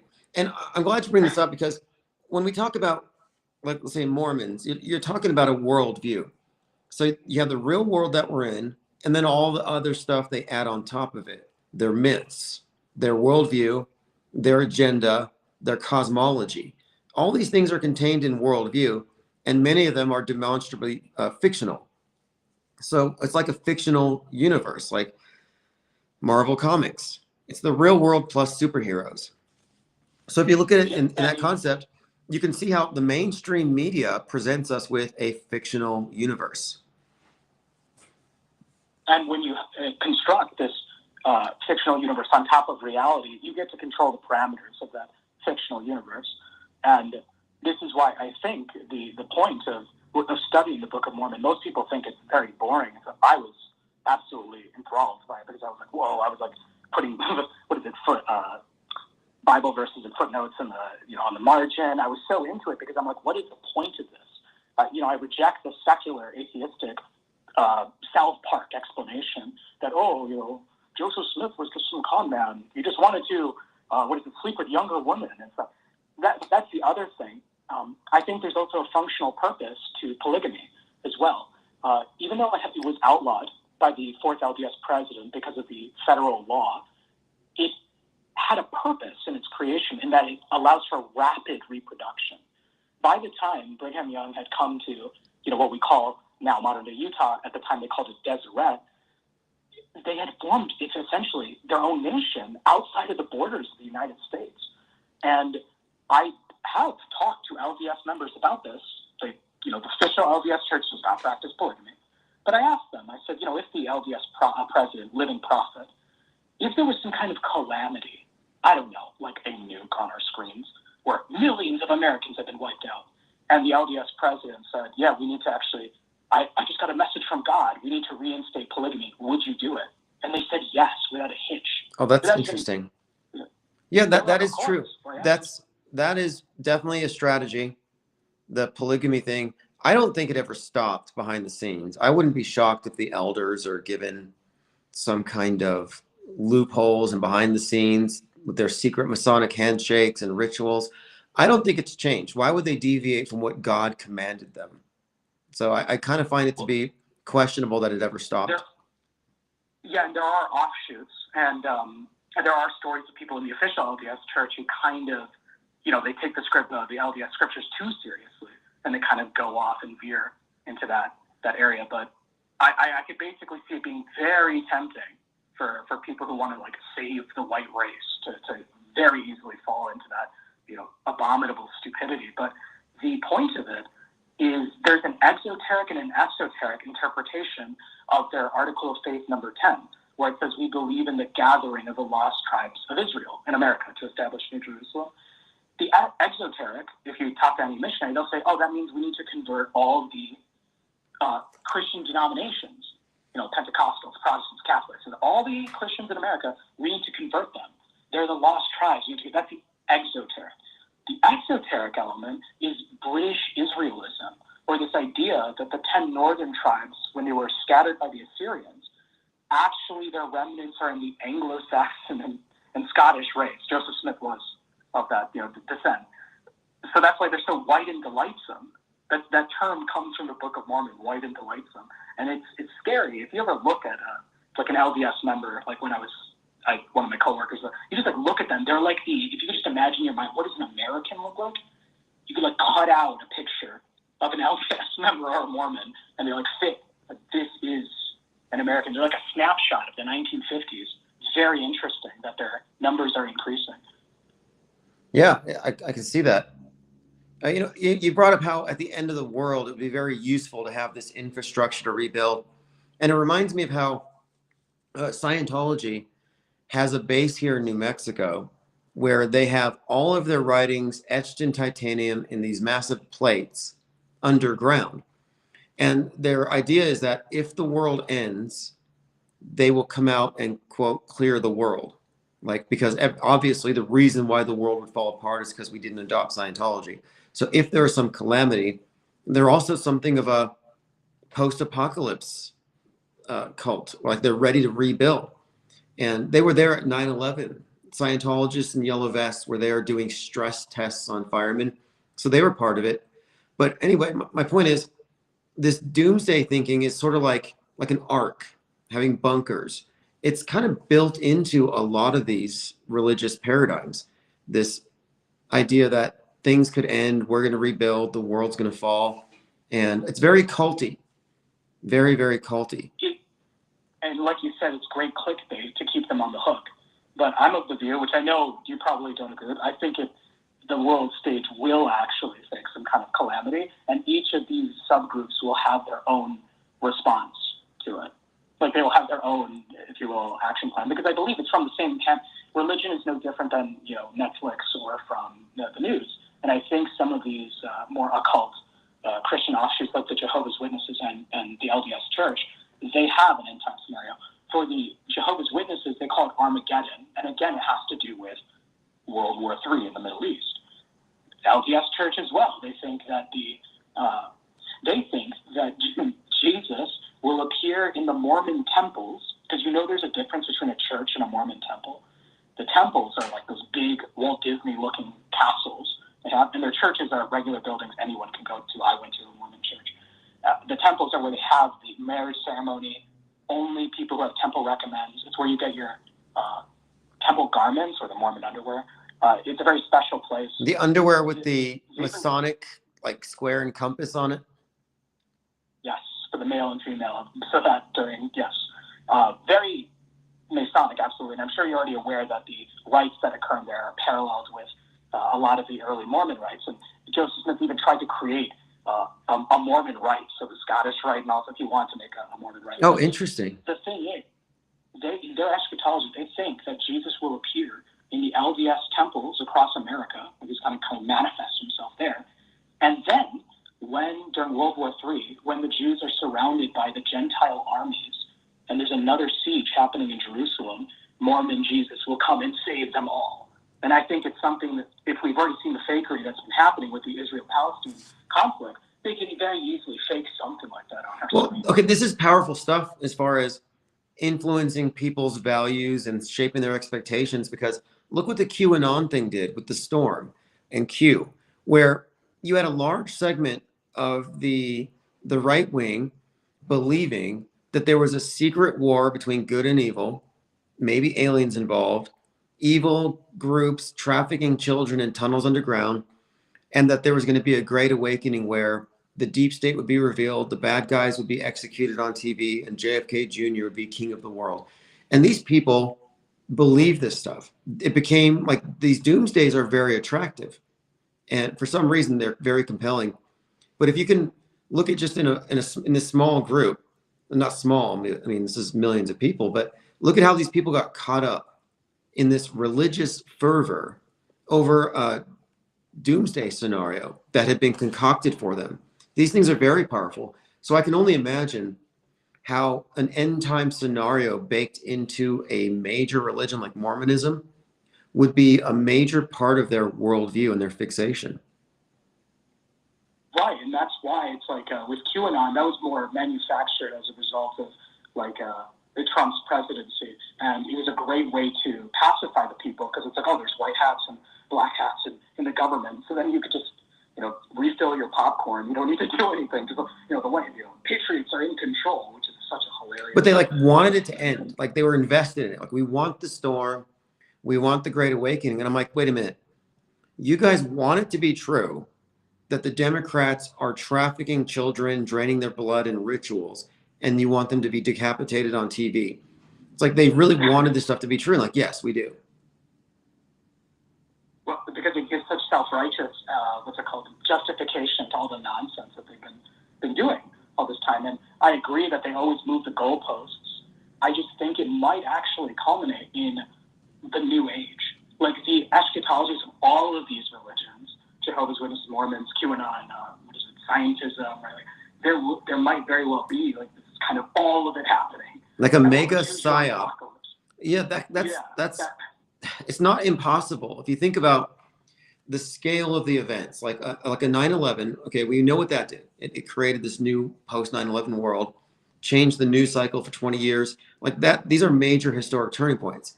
And then we had the C-19, which was global in scale. So if we just look at scaling up a bunch of 9/11 sized events or along those lines, there's really nothing they can't fake. There's really nothing they can't get mass compliance for. And all the religions serve as a subset of government, just like Hollywood and media does. So no, I don't think it's off the table. We might be looking at some kind of psyop Armageddon at some point in the future. For sure. And I only keep a close eye on the LDS Church because it is very interesting to see how their perception has shifted. I do remember when I was like in high school and such, with the South Park episode, especially it was when Mitt Romney was running, right? Oh, it was just seen as such a laughing stock, such a joke, which, by the way, in Book of Mormon, that's a prophecy, quotation marks. Lehi, who's Nephi's father, he has a vision of people pointing and laughing at the LDS Church, and that's the fulfillment of that prophecy. Look, everyone's laughing at us, this musical, this South Park show, right? But now, it's not so much. I don't see people mocking the LDS Church. In fact, it seems very archaic and old-fashioned and bigoted to be like, oh, don't you know? It's like polygamy and the crazy stuff. They're like, well, there's some interesting ideas in Mormonism. And I stress this because even though the LDS Church is only the fourth most popular denomination, it's dwarfed by Catholics, Protestants, and evangelicals in terms of raw numbers of people who identify from it. You shouldn't take that at face value because their number one converts come from those denominations, and they also rapidly reproduce. So you can see how very quickly, those numbers could be flipped. And one other point about this, because you talk about numbers, when it comes to the limiting factor as to what can be faked, alien invasions, Armageddons, the limiting factor is the credulity of the believers. And if they're just giving birth to more believers, if believers are being reproduced in the schools, indoctrinated to believe things that they're programmed to believe, they can do anything if enough people acquiesce to it. And the non-believers are a marginal fraction, barely even a blip on the radar. Like we don't even have a platform. So we might think these things are unbelievable, but there's a lot of people who are very willing to believe practically anything. Yeah, and it doesn't surprise me at all that Candace Owens would call out the LDS element in Turning Point USA because she's agent in place to be painted as extreme. What do you think about her saying that demons are real and then Tucker Carlson doubling down demons are real? That's That sounds like a joke, but like, why aren't they laughing? Well, I think didn't Tucker Carlson, he did. Tucker Carlson did laugh in that documentary. It was like, yeah, this thing just happened. I mean, he like laughed in the documentary. He was talking about getting scratched by demons. He was laughing about it. And I was like, if that really, supernaturally occurred, I don't think it'd be a very funny thing to recall. But I think they're just bringing it back is because America is actually very interestingly, when I was visiting Europe, America is seen as like kind of dumb. Like it's the last vestige of Christianity in the world. Europe is very atheistic, extremely atheistic. America is like the last bit of false Christianity. And I used to think that atheism was going to take over the world. But I have a different perspective now where I think atheism will take over the rest of the world while America will become like the new papacy. Like there will be a new Roman Catholic, and it will be like headed by the LDS Church, which I know sounds crazy, but I thought about this more than 3 years ago, and every single day I get more and more validation for it. The fact that Charlie Kirk was shot in Orem, Utah, which is the middle point between Provo and Salt Lake City.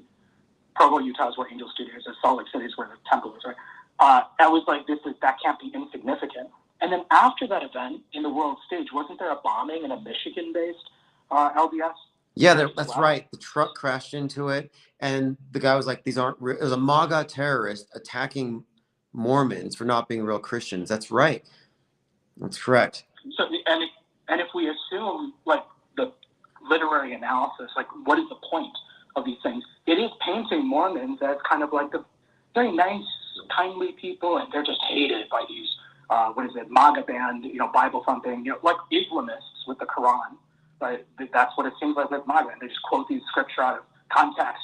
They're beating people over the head with the Bible. I mean, you seen those like truck convoys where they have ISIS flags and they've all got their black masks on, and like Allah Akbar, and then you see it contrasted with MAGA with their Trump flags in their trucks in big convoys.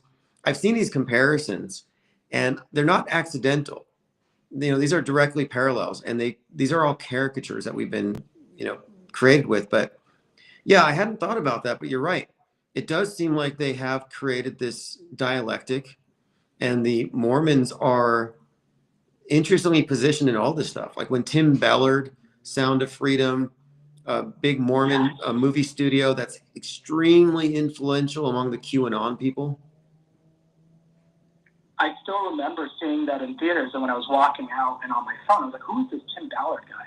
And my jaw just dropping to the ground when I found out that he was Mormon, like an LDS Fed. I was like, no way. I just saw a 2-hour propaganda piece about a Mormon Fed.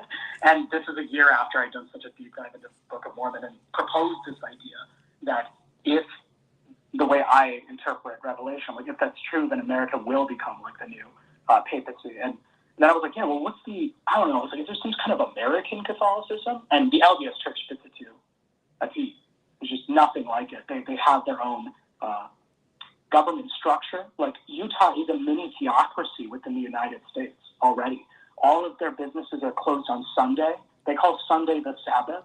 They have a living prophet like their pope. They treat what their LDS president writes like papal bulls. I don't know if you know, papal bulls are like the epistles from the Pope, and Catholics quote the Bible and the papal bulls. Mormons are the same way. And then if you and we both attended LDS Sunday services one time, and it felt like a sanitized version of the Catholic Mass, where instead of people wearing long sacerdotal robes and lush Renaissance paintings and statues, it was very plain. It felt like a courtroom. Everyone's wearing suits, but it had the same ceremony and pageantry of a Catholic Mass, with a little cup with a little bread and water instead of wine. And I was like, what is going on? I was like, is this American Catholicism? Like, what is this?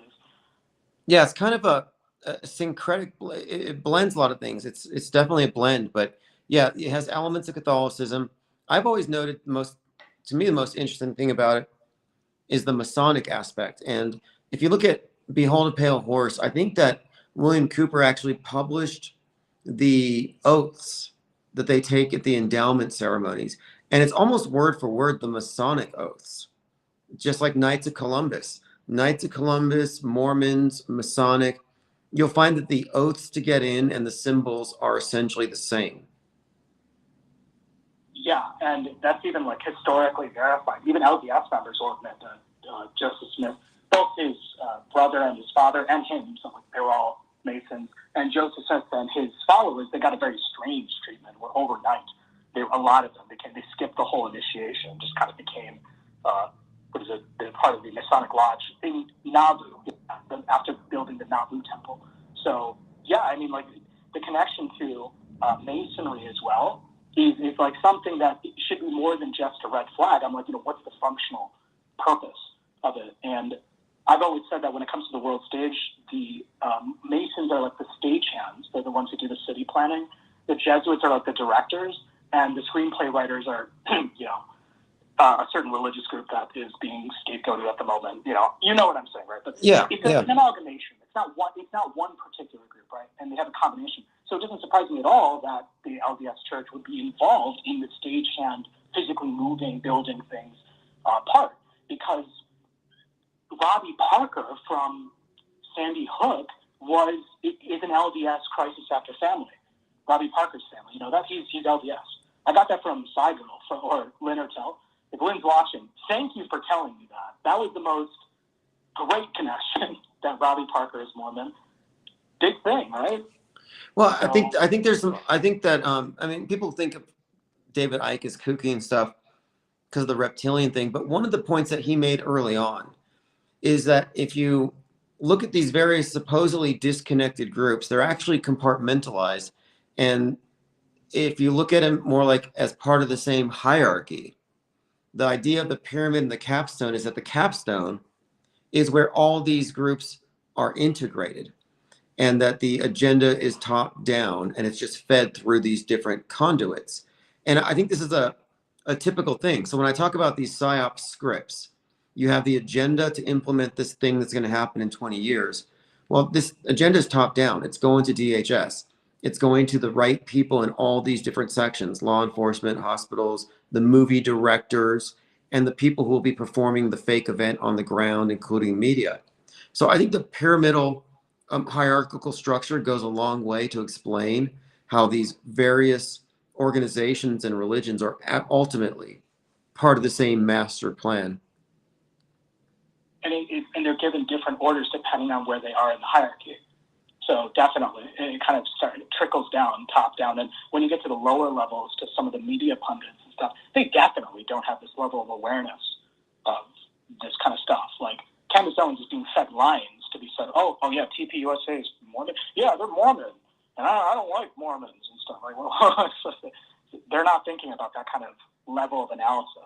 Well, thanks for bringing this to our awareness. Ever since Angel Studios seemed to play such a huge role in the Q PSYOP, I have been looking and thinking, okay, there's got to be some significance to that alone.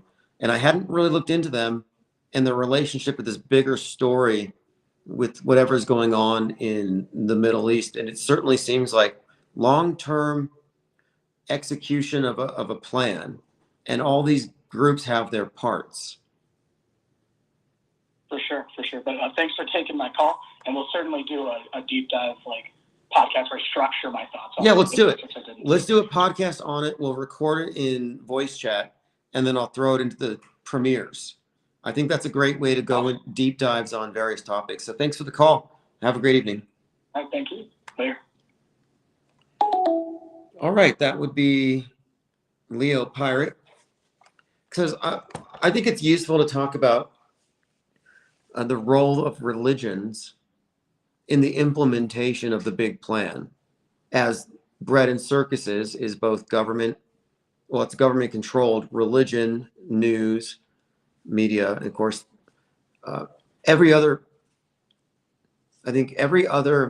propaganda conduit is used, but religion is not really a blind spot of mine, but I haven't focused enough on it because my focus has been on media as religion. But these other ones are still players because of the influence. The QAnon cult is an example of how susceptible people are to new religious paradigms, which is what it was. It was a cult. It introduced this new Christ coming back story. It didn't come true, but it had tremendous momentum. And then all of a sudden it just ended.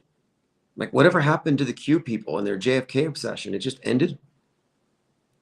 It's like, oh, let's just give him RFK Jr. and throw him a few bones. All right, well, this has been great. We hit 3 hours, and it looks like maybe that's why it's cutting us off.